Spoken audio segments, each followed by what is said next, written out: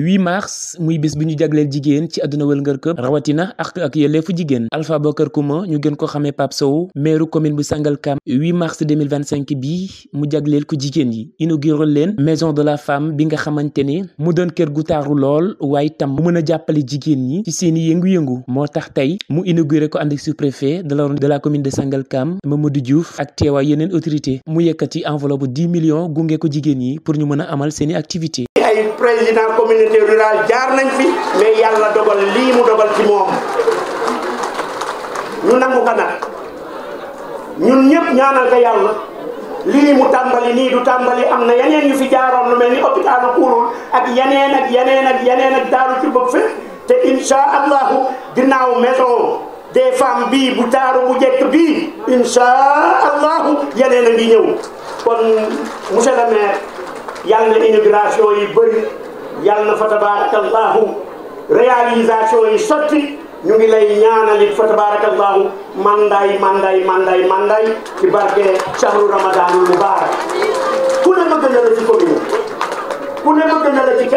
goxam ku ne bëgg na la ci wetam waaye ñun ñi nga xamante ne ñooy la grande commune de Sangalkam ñun la yàlla siégee fa tabarakallahu yow mii yàlla na yàgg mbokk yi ginnaaw loolu ñu xam ne nag tey jigéen moo aye bi mooy lan ak lu mën a xew Alpha Bokar Couma monsieur le maire dafa copier waat rek fa tabarakallahu ci biir li nga xamante ne mooy l'islam yéen yàgg ngeen ñu di leen tuutal di leen sonal di leen def lu ne mais yonent bee ñëw yàlla ne wa isal mawudatu suilat bi ayyi zanbin xutilat kon fa tabarakallahu tey jii buum dañu tekki woon monsieur le maire tekkiwaat na kon mbokk yi kaddu yooyu lañ doon jël Serigne Moustapha maa ngi lay nuyu tey kaddu yooyu lañ doon jël rek ginnaaw bi ñu nuree autorité religieuse yi ak autorité étatique yi muy administration yi yéen ñëpp ñu ngi leen di bëggee di leen ñaanal yàlla xaaral maxtaar ñu ngi leen ziar jóg yàlla yàlla barkeel yëpp. De la femme, de la famille et de la solidarité. Monsieur les ministres, monsieur le maire de la commune de Sangalkam, sous-préfet de l'arrondissement de Sangalkam, mesdames et messieurs les élus locaux, distingués invités, chers habitants de Sangalkam, mesdames et messieurs, chères dames, au nom de toutes les commissions, nous souhaitons à toutes et à tous les bienvenus. C'est avec un immense honneur et une grande émotion que je prends la parole aujourd'hui. En ce jour mémorable, en tant que coordonnatrice du mouvement Jigéenu Pastef de la commune de Sangalkam et présidente d'organisation de cette journée, pour célébrer avec vous l'inauguration de la maison de la femme de Sangalkam. Ce projet porté par une vision progressiste et un engagement sans faille est une réalisation qui marquera durablement notre commune et notre communauté. Monsieur le maire, permettez-moi tout d'abord de vous exprimer toute notre gratitude pour votre leadership et votre détermination à faire de ce rêve une réalité. Votre engagement en faveur de l'autonomisation des femmes et du développement social de notre commune est un exemple à suivre. Cette maison de la femme est bien plus qu'un bâtiment. C'est un symbole d'espoir,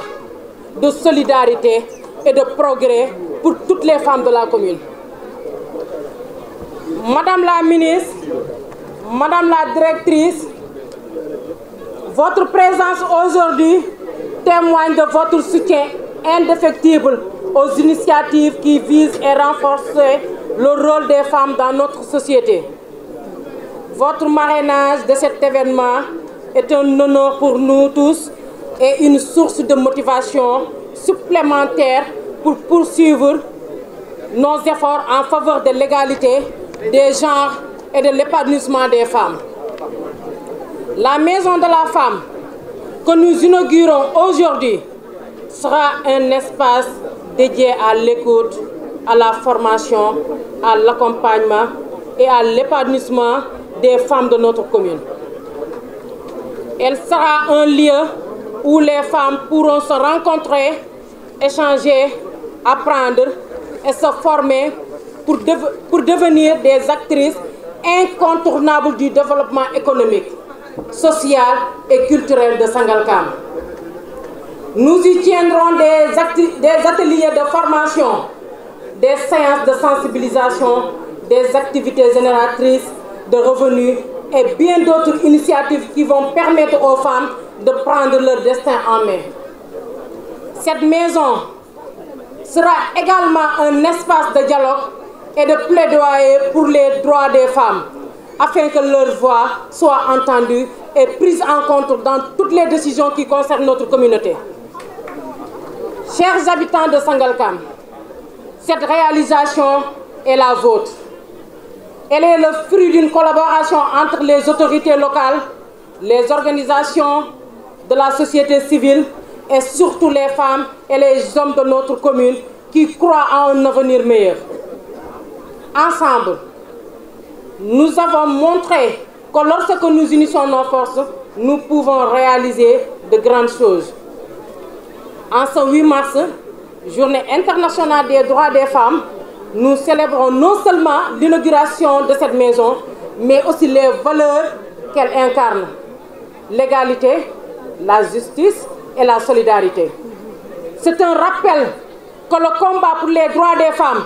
est un combat pour le progrès de toute la société. Madame la ministre, Madame la directrice, chère PCA, Monsieur le maire, chers invités, je voudrais conclure en réaffirmant notre engagement à faire de cette maison de la femme un lieu vivant, dynamique et utile à toutes. Nous veillerons à ce qu'elle devienne un pilier du développement et notre commune est un modèle à suivre pour d'autres localités du pays. Je remercie tous pour votre présence et votre soutien. Que cette journée reste gravée dans nos mémoires comme un moment fort de notre histoire commune. di ñaan journée bi nga xam ne moom lañ déjee tey jigéen ñi muy 8 mars ñu wax ne 8 mars journée de la femme mais dama wax ne ñun ëpp nañ 8 mars ndax jigéen ñi mën naa wax ne at bi yëpp noo ko moom ndax jigéen ñi ñun nooy ndey nooy ay soxna nooy ay sœur nooy lépp ci dëkk ci pénc ndax jigéen dañ wax ne mooy l'image reflet d'une société kon buñ fi manqué dara du baax kon dama bëgg jigéen ñi ñu tàcc suñu bopp bala ñoo dugg si ñu bëgg a wax ak jigéen ñi di jaajëfal nag ñi nga xam ne ñëpp ñoo dagg tey seen activité wuyu seenu nag si 8 mars bi ñuy jaajëfal jigéen ñëpp kuñ mënuñoo lim ñëpp suñu limee dañuy juum kon ñu ngi jël nuyoo bi yëpp te ko si présidente groupement yi ñu tasaare ko seen ay groupement di leen wax ne kontaan nañ tey bu baax a baax ndax woote rek ñu wuysele dafa nekk lu rëy mais dafa am koo xam ne bu wootee wuy si ko dafay yomb ndax dafa def loo xam ne sañuñu kaa bañ a wuy si muy monsieur le maire Alpha Bokar Coumba kon dañ koy répété waat monsieur le maire ñoo ngi lay remercier au nom de toutes les femmes nag waxuma la commune de Sangalkam mais au nom de toutes les femmes du département de Rufisque parce que c'est une première nga de bi offert nu bouge boo xam ne kenn du ko takk mais dañ koy jariñoo ndax kenn ku nekk mën na see gis sa bopp ay GIE ñoo fi war a ñëw liggéey kon fi mu toll ni tàllal loxo dafa war a jee si ñun mais nag liñ koy delloo la njukkal tey damay wax ne duñ ko tàccu dañ koy gërëm ndax sañunu koo bañ a gërëm waaye ne dafa bëgg jigéen ñi suñu autonomie gën a yaatu kenn ku ne xam ne am na si biir maison bi fu ñuy defee formation am na fu ñuy jaay li ñuy def kon kenn ku ne jàpp ne jamono bi fu mu toll nii toog jeex na fi buñ doon mënoon wàllu yaan ba feneen sax dañ koy yóbbu ndax monsieur le maire defal nga nu loo xam ne dama wax ne département de Rufisque 11 communes la mais dama wax ne c'est une première au niveau du département kon jaaraama Alpha Bokar Coumba monsieur le maire jaaraama ma koy wax si turu jigéen ñëpp nag ndax mënoon nga kaa defee neneen mbaa nga woo ñu jox nu ay financement ñu koy téesante mais dama nu jox ay financement jox nu fu ñuy defee financement yi kon nag jigéen ñi damaa bëgg ngeen yokk tàcc seen bopp bum ne li monsieur le maire wax def du ma ne dootu fi am mais dootu fi yomb ndax li mu fi def dama wax ne dootu fi am mais yomb ko dootul amati kon monsieur le maire ñoo ngi lay remercier waat au nom de tous les femmes du commune de Sangalkam di la wax ne wàccoo nga ak nun noo la desal mais damay wax ne jaajëf nag kuñ koy wax du xëy maa tax mais ngontamaa tax te jaajëf ji du ngontam tey mais dañu def lebal loo xam ne ëllëg buñ la koy rendre dañu jële si A kon dama war a yegg si Z te du ay wax moo koy def mais ay jëf lay àndal kon ñu wax ne jigéen ñi à partir de 8 mars 2025 tey nelaw jeex na ñaan jeex na taxawaalu jeex na mais kenn ku nekk na gëm boppam ndax maire defal nanu loo xam ne ku gëm sa bopp di nga yegg fa nga jëm ku fi gëm sa bopp ku ne di nga yegg foo jëm te dootoo mérite sa mel nëb moroomu jigéen ndax li mun defar bijou bu riche la bijou bu cher bu am maanaam kon nag remerciement bi du ñàkk mais damay wax ne la remerciement mooy ñu delloo la njukkal joo xam ne du fay ba ilal abat ndax lebal nga loo noo xam ne ni du jeex ba ilal abat ndax loo xam ne lu mu samp la duma ko yóbbu kenn moomu ko ñëpp ko jariñoo te lu ñëpp bokk na ko la dafay wax ne lu ñëpp bokk lu ne ku ne nga si kon kenn ku ne jàpp ne lii bijou la boo xam ne ku ne Sangalkam peut-être nun la ko defal mais avenir yi ngi ñëw suñuy doom suñuy sëtaat kenn ku ne war na seen la gis boppam kon nag foofu la ñu yemale kàddu gi ndax ñi war a jël parole dafa bari di dellu nag di remercier waat suñu maire duñu ko noppee remercier Alpha Bokar Koum ndax mënoon nga noo jox bijou bi rek taxaw fa mais danga nu accompagner te du accompagnement tey mais danga nu yàgg accompagner di nu accompagner ba yëg fii ak ñun tey kon Xuma yal na yàlla yeggali say wax yal na yàlla yeggali sa mission. Solidarité. Madame la directrice générale de la délégation générale à l'entrepreneuriat rapide des femmes et des jeunes d'RFJ. Monsieur le sous-préfet de l'arrondissement de Sangalkam, Mesdames, Messieurs les membres du bureau municipal, Mesdames, Messieurs les conseils municipaux, Mesdames, Messieurs les membres du cadre local de concertation, Messieurs les chefs de village, les délégués de quartier et chefs coutumiers de la commune, Mesdames les Badjanougor, Mesdames et Messieurs les autorités en vos rangs, qualité et grade, distingués invités, je suis très honoré de prendre la parole devant cette auguste assemblée à l'occasion de cette journée mémorable où nous célébrons la femme. En rendant un hommage appuyé à cette figure majestueuse, nous chantons la vie, l'amour, l'espoir. Justement, Louis Aragon a raison d'affirmer que la femme est l'avenir de l'homme, l'avenir du monde même. Est-il besoin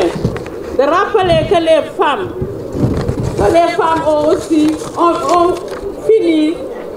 ont fini de marquer leur ancrage dans l'espace public, exprimant du coup leur engagement total dans le développement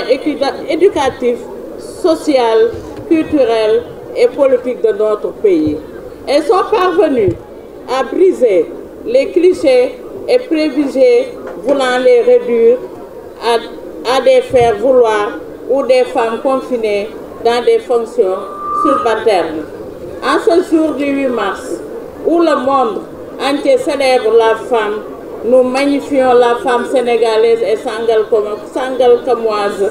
fortement enracinée dans ses valeurs, mais ouverte aux profondes mutations, source de progrès et d'épanouissement individuel et collectif. La construction de la maison des femmes de Sangalkam vient point nommé. Nous exprimons ainsi remerciements les plus sincères à notre maire Alpha Bokar Koum, le visionnaire, le bâtisseur. Cette action d'une grande envergure prouve encore une fois son attachement indéfectible à ses populations et à leur bien-être. Il a compris que l'autonomisation des femmes passe nécessairement par des infrastructures de qualité. Un accompagnement financier est une plus grande responsabilité à ces figures emblématiques. Femmes des champs, femmes au foyer, femmes fonctionnaires, femmes bureaucrates, jeunes filles ou écolières, je vous rends un hommage mérité. Vous êtes des dignes héritières des femmes de DER qui ont résisté face à l'oppression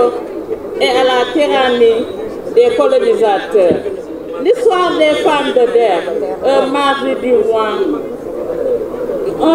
du mois de novembre 1819, se sacrifiait collectivement pour ne pas tomber entre les mains d'esclavagistes, meurt, inspire courage, l'honneur, la justice et la liberté.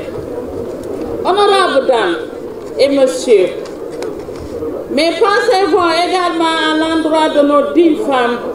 qui ont le plus marqué les esprits à Sangalkam, comme suñu yaay Ndeye Doom Mbay de Kër Ndiaye Lo, suñu yaay Ndeye Awa Gueye de Sangalkam, suñu yaay Roxaye Mbay de Kounoune, suñu yaay Wolimata Meng de Kër Daouda Sarr, suñu yaay Fatou Diop de Noflaye, Ndeye Fatou Diop, suñu yaay Adja Goula ba de Daaru Cuba, suñu yaay Binta Mbeng de Njexeraat, suñu yaay Binta Mbeng de Njexeraat et j'en passe. Celles-là ont toujours œuvré pour l'autonomisation des femmes de la commune. Elles ont tantôt organisé et fédéré les femmes de la commune. Elles ont tantôt organisé et fédéré les femmes de la commune afin de leur offrir des moyens de développement, des activités économiques. La bonne organisation de nos femmes est le fruit de leur dur labeur. En boitant pas, nous devons nous que jamais investir dans l'agriculture pour aider notre pays à atteindre sa souveraineté alimentaire. Nous devons aussi investir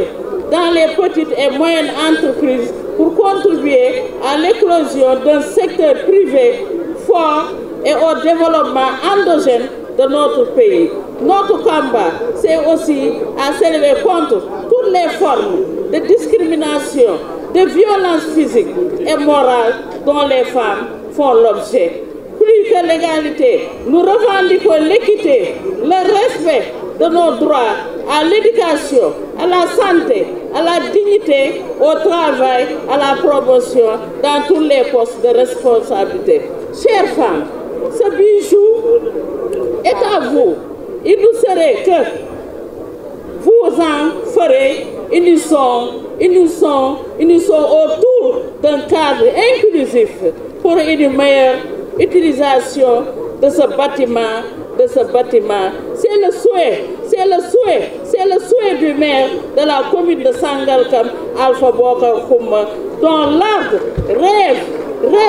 de se servir ces populations, particulièrement les femmes qui ne cessent de sanctifier et d'honorer. Merci de votre aimable attention. Structurée entre les sexes, le patriarcat et les déséquilibres du pouvoir. Des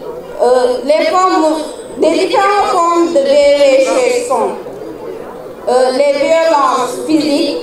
les violences sexuelles, les violences psychologiques ou émotionnelles, les violences économiques et d'autres pratiques néfastes comme l'excision. The different forms of VDG are physical violences, sexual violences, psychological violences, and economical violences, and other pratiques like excision. De manière générale, les violences basées sur le genre VBG sont confinées dans le sphère privée. La plupart des études sur le VBG portent sur la caractérisation des violences domestiques et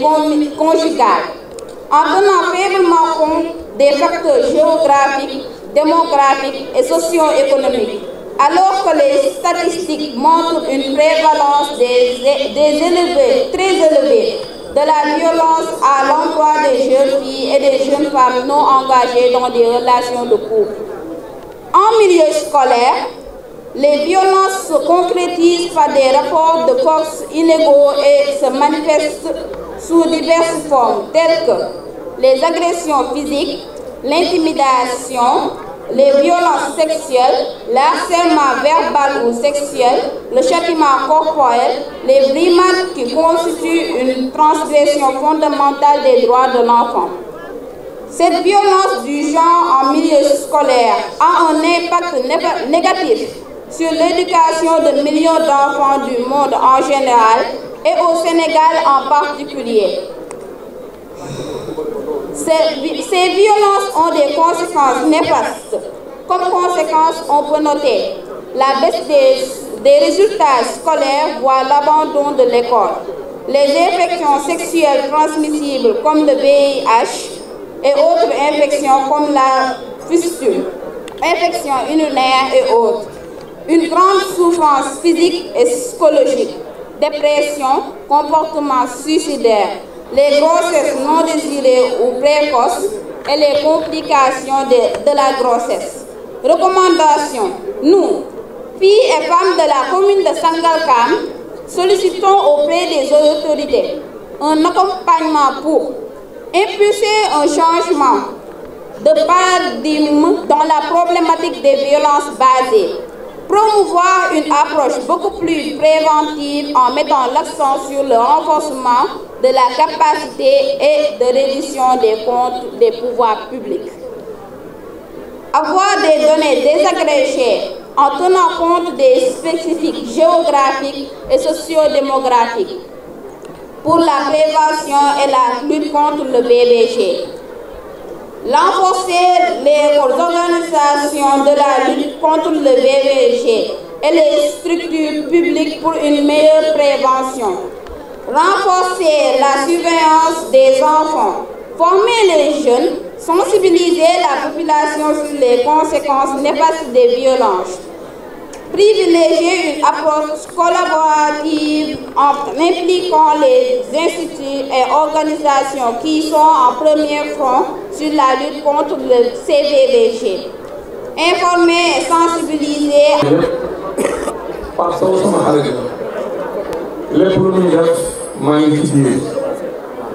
loolu moo tax bi ma yëgalee liggéey bi nga xam ne sumboon na ko ba mu yemb mu war koo ubbi mu ne ma dama bëgg nga ñëw fekke ko ma ne ko dinaa ñëw incha allah kon loolu moom moo fi am ni xaaral ma woon sax jox ma parole kon maa ngi nuyu ki nga xam ni moom moo waral lii lépp muy monsieur le maire Pape Sow di nuyu monsieur le sous-préfet di nuyu le maire de Rufisque di nuyu PCA Assane di nuyu le maire des Parcelles Assainies nga xam ni moom it sama xarit la parce que man su ma amee ñaari maire yoo xam ne ñoo gën a nekk sama xarit damay wax ni Pape Sow la ak Jamil Sall ndaxte ñoom ñaar ñëpp contexte bi tax ma xam leen ñoom ñoo ko bokk ndaxte man xamante wu ma woon ak ñoom waaye bi coowul Juan Branco amee nga xam ne ñoom ñaar ñii la Macky Sall jàppoon moom la maire Pape Sow ak la maire Jamil Sané tëj leen ci kaso bi ndaxte ñoom dañ doon jàppale Juan Branco mi doon jàppale le président Ousmane Sonko loolu moo taxoon ma nekk ci seen wet di leen xeexle di leen jàppale ànd ko ak waa Parcelles ànd ko ak waa Kër Ndiaye Lo ànd ko ak waa Sangalkam ba Pape Sow ak la maire des Parcelles Assainies delloo ci seen mbokk loolu mooy sama diggante ak ñoom loolu moo tax lu ñuy woote dama ci ñëw ñaar lii damay seede ci kanamu mbooloo mi que lii xew Sénégal ba ñu mën jël nguur gi teg ko ci loxoy Bassirou Diomaye Diakhar Faye mu ànd ak le président Ousmane Sonko ñu ni Sonko mooy Diomaye Diomaye mooy Sonko ñaar ñii dañ ci liggéey lu rëy ba bëgg ngeen ngeen tàccule ndaxte nag lu way mën a wax xam ni xeex bi metti woon na lool ñun ak Macky Sall te yéen waa Sangalkam jaar Noflaye jaar Kounoune jaar Kër Ndiaye Lo yéen buñ dee wax maire bu am taxawaay ci goxam maire bu bëgg waa goxam maire bu fonk waa goxam yéen bokk ngeen ci ndax seen maire fonk na leen wér na leen Pape Sow lu mu am ni da ko yóbbu Sangalkam Pape su ngeen di waxtaan leen lay wax mooy danaan ma daam man soxlawuma lenn ci état lu dul ñu jàppale ma yóbbul ma Sangalkam li nga xam ne moom la nit ñi soxla bu ko defee sama xol set ndaxte man Sangalkam rek laa xam kon nag ku mel noonu su fekkente ni def na lu mel nii nga xam ne man li ma xamoon ci inauguration maison de la femme mooy état moom mooy jël ay moyens ñëw defar waaye ab maire muy defi pexem di defi pexem ba teg maison de la femme loolu man koy doon gis fii ñu génn toog naa ak président Bassirou Diomaye Diakhar Faye ndaxte ak altine ci takkusaan ci palais de la Julie takkusaan bi ma paree seulement président de la République recevoir ma ñu waxtaan ma xam fu mu teg Sénégalais yi ma xam dal gi nekk ci moom xam fi mu teg jigéen ñi te démb wax na ko yéen ñëpp ngeen dégg ci palais bi mu dalalee jigéen ñi ma xam président Ousmane Sonko cofeel bu mu am ci jigéenu Sénégal ndaxte réew ku ko bëgg a defar da ngay fonk jigéen ñi ndaxte réew boo bëggee xam ndax mi ngi dem wala demul xoolal rek nan la taxawoo jigéen ñi soo taxawoo say jigéen dem ca kanam soo suufee say jigéen suufee kon nag président Bassirou Diomaye Diakhar Faye ak le premier ministre Ousmane Sonko ci programme bi mu nalal Sénégal bi tuddee ko référentiel Sénégal 2050 jigéen dafa nekk au cœur des politiques de développement kon Sénégal dañ koo bëgg a defar jaare ko ci jigéen ñi jaare ko ci xale yi te ku bëgg a defar réew da ngay sargal jigéen teg ko ci kaw ko ci façon gàcce yàlla maa ngi Monsieur le maire de Sébikotane, représenté ici par une forte délégation, Monsieur le maire du département de Rufisque, honorable député du département de Rufisque, Monsieur le maire des Parcelles Assainies, mon grand frère et ami, Monsieur Djamil Sané, Madame la directrice de SEDAF de Bambilor, Monsieur le président du conseil d'administration de SAPUI, Monsieur Assel Diop, mon ami frère, Monsieur le commandant de la brigade de gendarmerie de Sangalkam, Madame, Monsieur les membres du bureau municipal, Madame, Monsieur les conseils municipaux, Madame, Monsieur les membres du cadre local de concertation, Monsieur le chef de village ici présent, les délégués de quartier et chefs coutumiers de la commune de Sangalkam, distingués invités à vos titres de qualité, vous me permettrez à l'entendre de vos propos de saluer avec la plus grande solennité les 20 femmes de la commune de Sangalkam qui ont participé activement à l'organisation de cette importante cérémonie consacrée à la journée internationale des droits de la femme. En effet, depuis plusieurs semaines, pour la réussite de l'événement, elles se sont mobilisées dans les différentes commissions pour préparer cette journée du 8 mars qui se distingue par son cachet particulier, l'inauguration de la maison de la femme de Sangalkam. Nous avons choisi de rompre avec les journées marquées par les festivités pour nous engager avec les femmes de la commune de Sangalkam dans la voie du développement véritable. Mesdames et messieurs, il me plaît de rappeler le thème de la journée internationale des droits des femmes qui porte cette année sur les femmes, droits, équité et autonomisation au cœur de la vision Sénégal 2050. Les femmes s'engagent et mobilisent les communautés. Au Sénégal, dans le domaine de l'inclusion économique et sociale des femmes, des progrès ont été réalisés selon Mme la ministre Maïmouna Dièye à l'ouverture de la Semaine nationale de la femme qui, à cette occasion, a insisté sur l'autonomisation économique des femmes comme levier incontournable pour bâtir une économie compétitive et inclusive. L'inauguration de la maison de la femme entre en partie dans ce processus d'autonomisation des femmes visant à leur faire acquérir l'influence et les chances égales de se réaliser à travers des projets personnels, sociaux et économiques. L'autonomisation implique la nécessaire capacitation des femmes dans la vie sociale au même titre que les hommes. Une femme devenue autonome est capable de prendre des décisions. Notre stratégie pour contribuer à cette lutte pour rendre autonomes les femmes s'inscrit dans les actions de renforcement de la santé maternelle, d'éducation, de qualité des jeunes filles, de formation des femmes et d'augmentation de leur accès aux opportunités, au crédit, à l'autonomie. Mesdames et messieurs, les collectivités locales devraient tout travailler pour instaurer un climat propice à l'investissement, à l'emploi et à la croissance et à rendre autonomes les femmes et investisseurs dans leurs capacités. Ainsi, commune de Sangalkam qui a choisi d'autonomiser ces populations vulnérables en général et les femmes en particulier à œuvrer pour accroître leurs avoirs et leurs capacités afin de leur permettre de mieux participer au développement socio-économique du pays.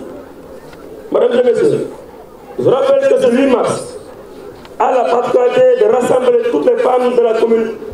toutes obédiences politiques confondues. Nous avons choisi de mettre le curseur sur l'autonomisation des femmes. Chères femmes, ensemble nous allons sortir des sentiers battus afin que vous soyez au cœur du dispositif de prise de décision dans la commune de Sangalkam. Les groupements de promotion féminine font maison dans la zone. Ceci est la preuve que les femmes de la commune de Sangalkam sont déterminées à prendre leur destin en main, histoire de faire mieux que les hommes. Le choix des deux marraines, Mme Maïmouna Diaye et le docteur Aïdemboul, n'est pas fortuit.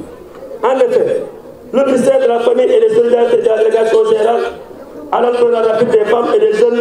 sont deux leviers qui pourront venir appuyer la politique d'autonomisation des femmes que nous voulons appuyer.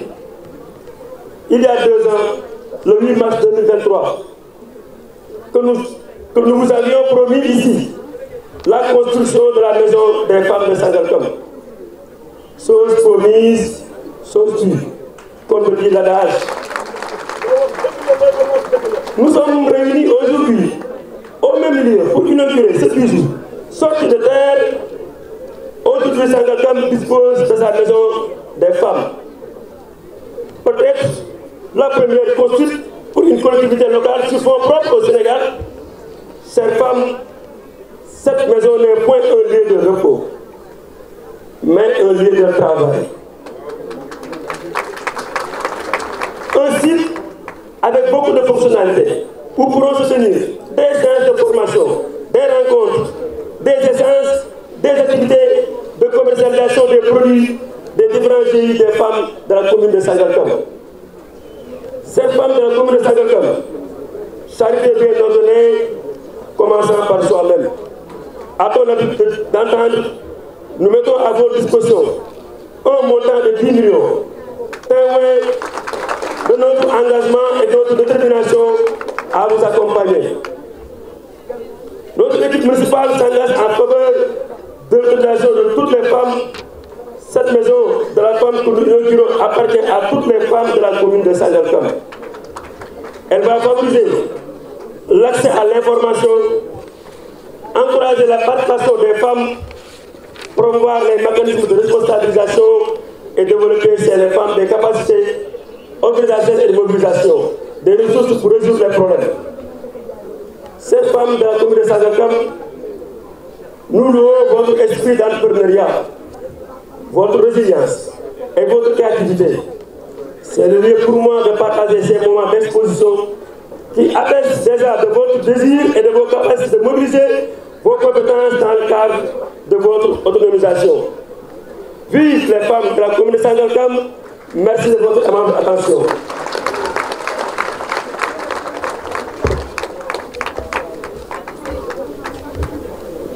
Assalamu alaikum mbokki jullit yi. ñu ngi nuyu képp ku fi teew ci turam ak santam di leen baalaax ci weeru koor bi nga xamante ne tey weeru ngëneel la, weeru sell la, weeru partage la, weer la woo xamante ne dafay raxas lu bare bari. may ñaan rek kenn ku nekk ci nga dendeel sa gauche moo xam sa droite nga jox ko loxo mais ngeen xoolante ngeen baalante àq loolu laay tijjee.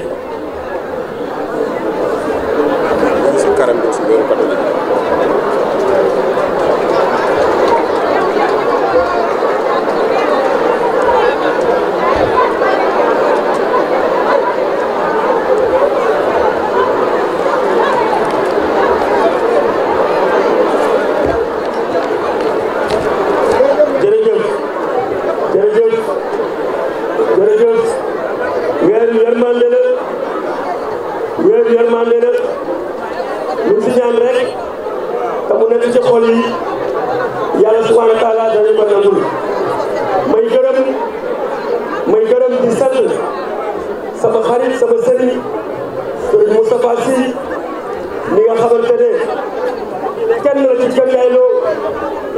leader di suñu bunt di suñu lépp di ko sant di ko gërëm di rafetlu tey teewaayam fii xam ngeen ne jamono xam na mais malgré dama ko ñëwataloon sax waaye Cheikh Fall ma sëñ bi foofu ñëw mais man sax joxoon naa ko ngànt waaye xërëm ak mbëggeel bi mu mbëggeel Kër Ndiaye la commune Sangalkam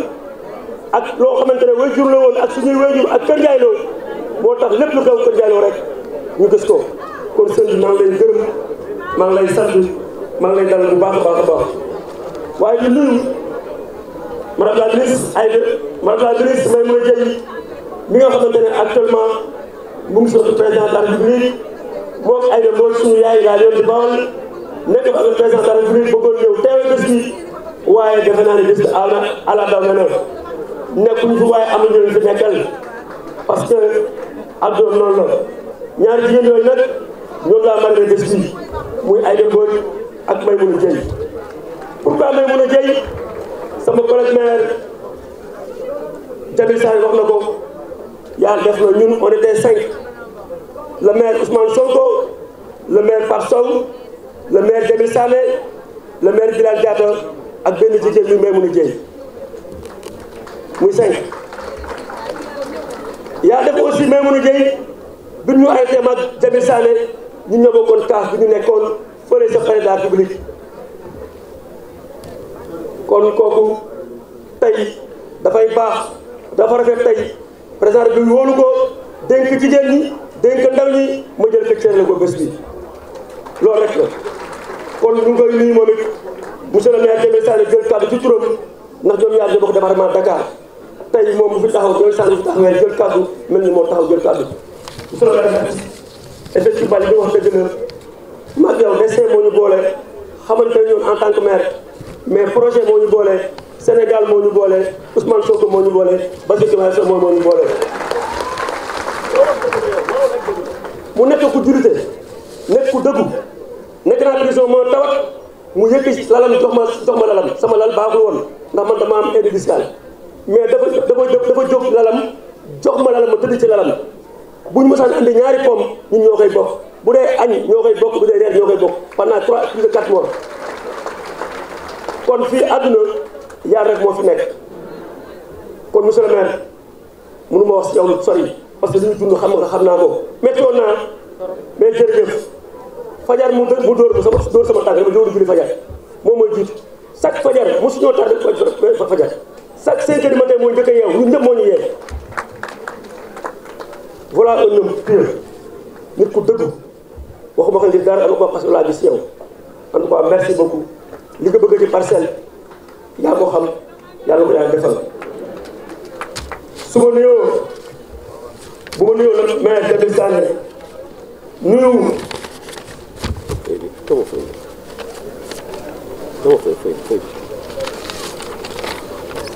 su ma nuyoo la maire Jamil Sané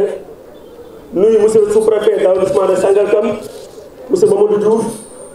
ma koy sant woon di ko gërëm tey journée bi xatoon na xam ngeen ne ministre de l'élevage de l'agriculture mu ngi actuellement ni au niveau de Tivaouane Peulh en fa cérémonie mais dafa war adjoint foofu ne monsieur le maire mënuma vraiment ñëw teew ànd ak Sangalkam ànd ak jigéen ñi Sangalkam vraiment pour mën a def cette inauguration marqué cette journée de 8 mars bu bëggee tàcc ko bu baax a baax a baax di liggéey bu am solo ci arrondissement bi ndax yàlla dafa dénk 3 communes muy Sangalkam muy Bambilor muy Tivaouane Peulh ñàkk mais ci commune Sangalkam wéetuñu mu ñuy jàppale mu ñuy gunge mu ñuy tette ndax c'est un comité d'État en tout cas préfet maa ngi lay sant yaag délégation bi nga àndal di am mbégte tey boo fi toogee mel le président de la République moo fi toog ndax yow yaay ay bëtal fii en tout cas ñu ngi lay sant di la gërëm bu baax a baax di magnifier sa présence nuyu monsieur le directeur général de la SOGIP mon ami frère Dambodj Dame merci li nga wax dëgg la effectivement li ma wax ci Jamil Sané mën naa ko wax ci yow nga nekk ku dëggu nekk koo xamante ne soo jàppee jàpp nga soo bàyyee yoon li ngay wax rek amul layam yi kon daam moo bëggal Sangalkam boppam bëggal monsieur le maire te yàlla tax donc ñu ne yaanal sa direction bi nga yoree mu SOGIP nga am si réussite totale ndax xam nañ sa taxawaay xam nañ sa engagement xam nañ sa dëggu en tout cas vraiment merci beaucoup mon frère. di nuyu aussi le maire de la ville Omar Cissé nekk suñu doyen nekk suñu père nekk koo xamante ne aussi kenn ku nekk rek ñaan na yàlla am ko mel ni moom comme maire ndax yàlla def na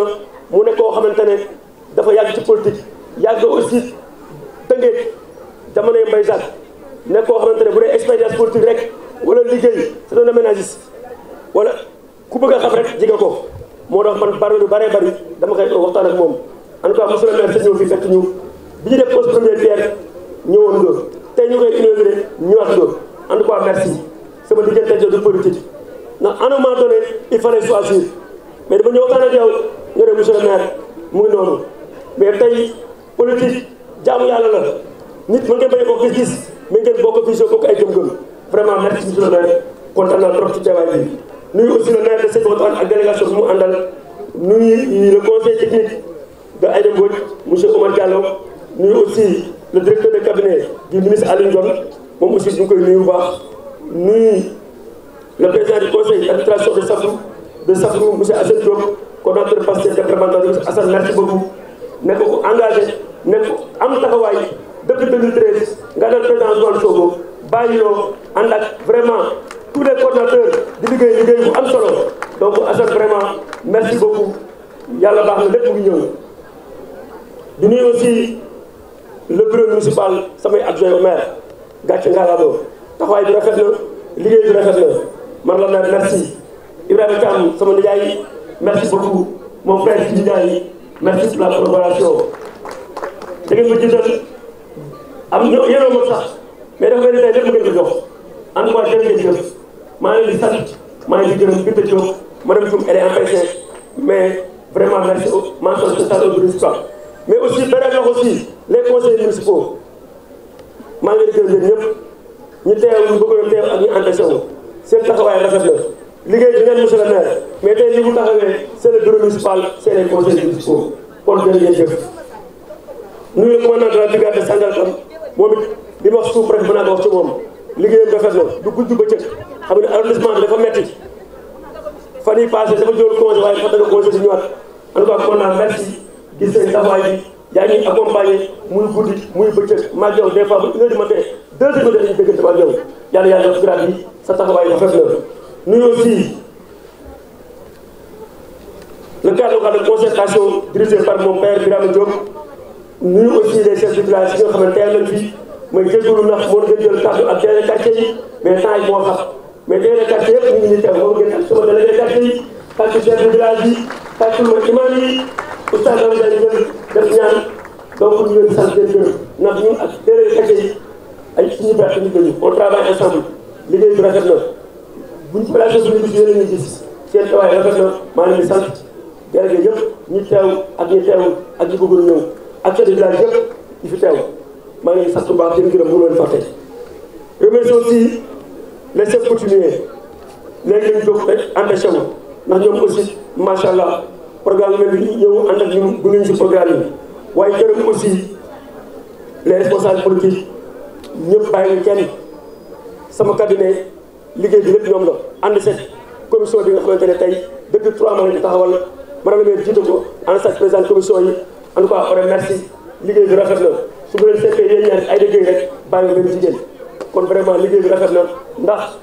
nekk ma fi woon mais chaque vendredi dañu doon daje di waxtaan ànd ak commission yi yéen ñëpp donc li bu réussir tey yéen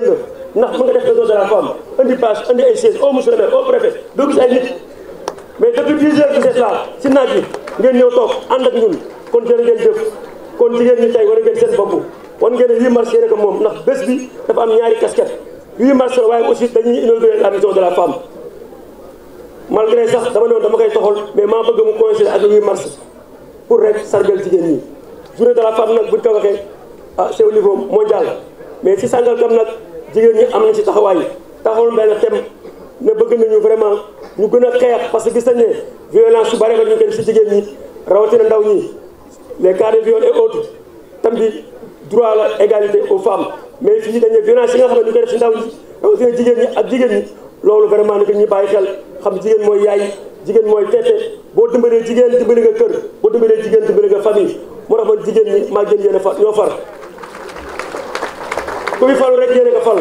ndax yéen ngeen am kóllëre bu ngeen jàppee du ngeen bàyyi kon yéen tey bés bi seen bés la bés bi yéene ko moom lu ngeen defal rek dañ koo amul en tout cas képp kuy jigéen nekk Sangalkam moo xam foo mën a ne ñu ngi lay sant di la gërëm di wax ne tey bés bi seen bés la yàlla defal ñu jàmm ba liñ fi dajale tey muy maison de la femme bi nga xamante ne tey commune bi moo ko def sur fonds propre mu nekk loo xamante ne dañ ko def pour jàppale leen ndax mënuñu saa su nekk rek ñu yëkkati 100 000 francs jox leen wala 200 000 li ñu bëgg mooy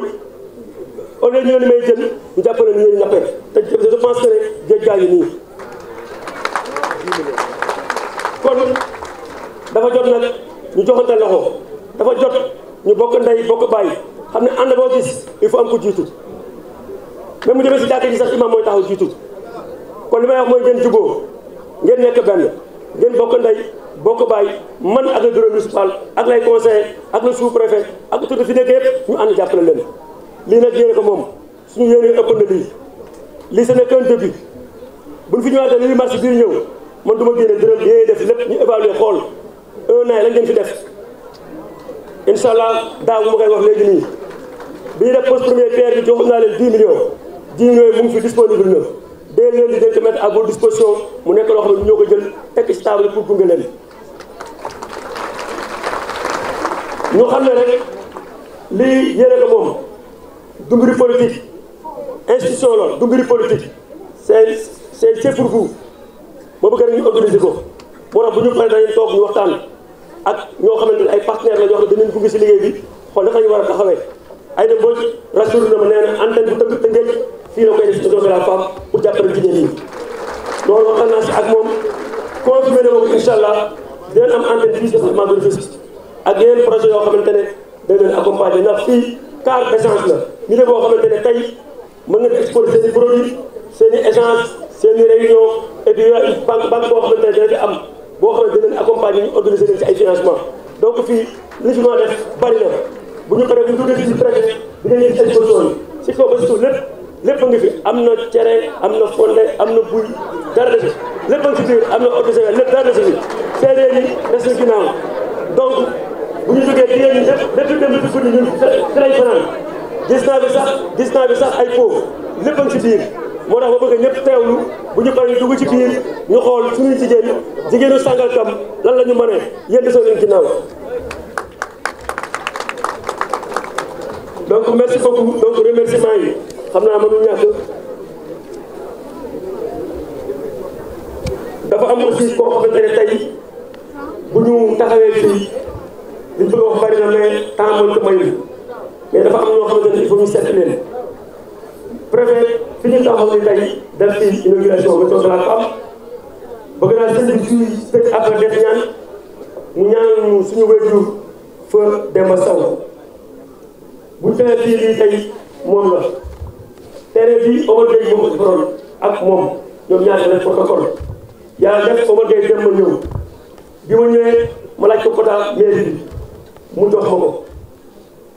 loolu lañ jël tey mën a def bii yàlla def mu génne àdduna bi ñu génne àdduna dafa seet ci une semaine avant ñu toog ak moom mu am lu ma wax mu ne monsieur le maire mu ne ma sama terrain yi ma am fii doom yi ma am ay xayma bi ma jël lu tuuti ñoom laa ci bàyyi mu ne terrain yi am fii ku ko bëgg a def ko ngay gaar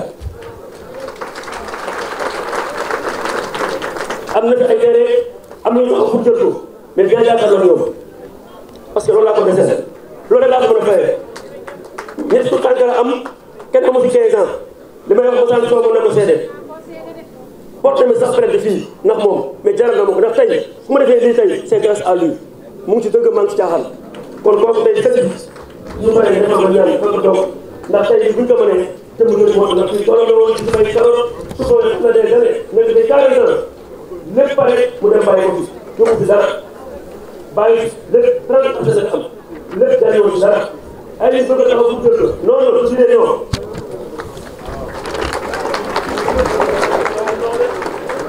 di gërëm aussi sama cabinet wax naa ko DG le personnel administratif Amadou Ba liggéey yëpp jël na sécurité bi macha allah zal invitation yi yéen yëpp yéen a ko dox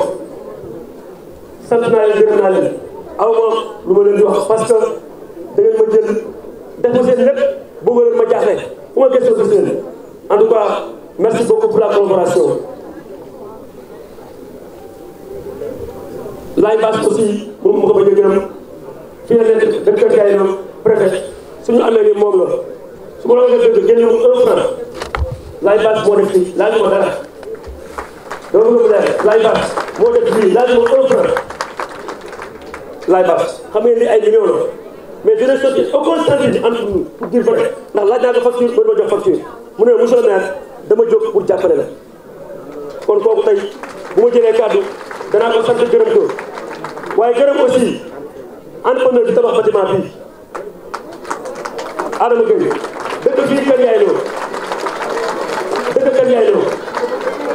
plan bi moo ko defar maag moom ñoo defar plan bi architecte maag moom ñoo ko defar mu tracé ma tracé ñu xuloo ma ne ko dindil ma lii Adama ñëwal ñu gis la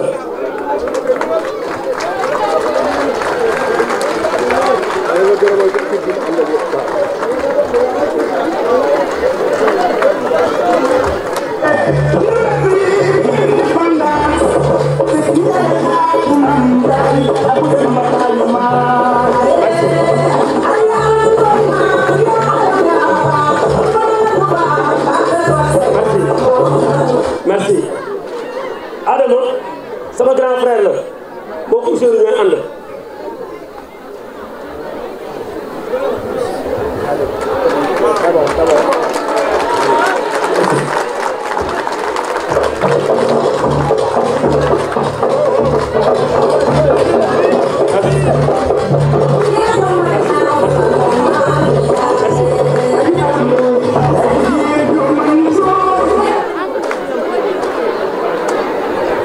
merci beaucoup li seet na xool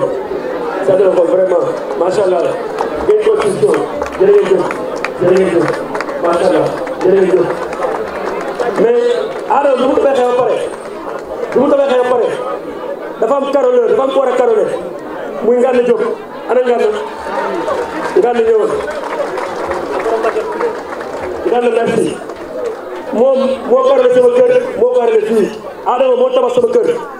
gi ma dëkk man gi ma njëkk a tabax moom moo ko tabax bañ tane Adama nekk ma maire mais fi ñu xaalis dafa ñëw pour jàppale ma en tout cas Adama merci seen dëkk nekk ci dëkk bi tabax bi aluminium bi li fi dem lépp doomu Sànkam ñoo ko def jigéen ñu ko fenn ñëpp lañ dëkk kon ñoo ñu encouragé di ñaan yàlla jàppal leen ndax ñoom am na équipe ne seen ginnaaw ay xale ñu ne seen ginnaaw bu ñu ne 30 personnes la ñuy employé liggéey ak ñoom kon yàlla def seen jër gën leen dëgëral en tout cas merci beaucoup Isma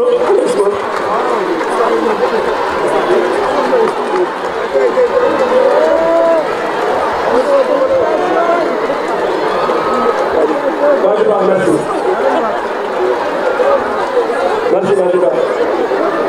Chères braves dames, braves femmes, je suis très heureux et très honoré d'être avec vous pour célébrer à l'instar de toute la communauté internationale la Journée internationale des droits des femmes. Je tenais à féliciter et remercier chaleureusement toutes les femmes du Sénégal et plus particulièrement celles de la commune de Sangalkam. Chères femmes, ce jour est particulier pour vous car vous êtes à l'honneur partout dans le monde. En effet, cette journée constitue pour chacune d'entre vous la célébration de la mise en avant de la lutte pour vos droits, la réduction des inégalités et des injustices dont vous êtes victimes. Je salue l'organisation de cette journée à Sangalkam sous l'impulsion, sous la vision éclairée de monsieur le maire de la commune, monsieur Alpha Bokar Khouma, qui en a profité ce matin pour mettre à votre disposition une maison destinée aux femmes entièrement équipées sur fonds propres. Cette infrastructure participera à coup sûr à renforcer l'autonomisation économique des femmes de la commune. Cette belle initiative s'inscrit parfaitement dans la politique définie par son Excellence, Monsieur le Président de la République, Monsieur Bassirou Diomaye Diakhar Faye, et son gouvernement dirigé par Monsieur Ousmane Sonko, à travers l'agenda national de transformation Sénégal 2050. En effet, l'axe 3 du dit agenda vise surtout à renforcer davantage le capital humain et l'équité sociale. À travers cet engagement, l'État du Sénégal vise surtout à corriger les déséquilibres qui affectent les couches les plus vulnérables, parmi lesquelles on peut citer entre autres les femmes. Conscient du rôle fondamental des femmes dans le développement économique et social du pays,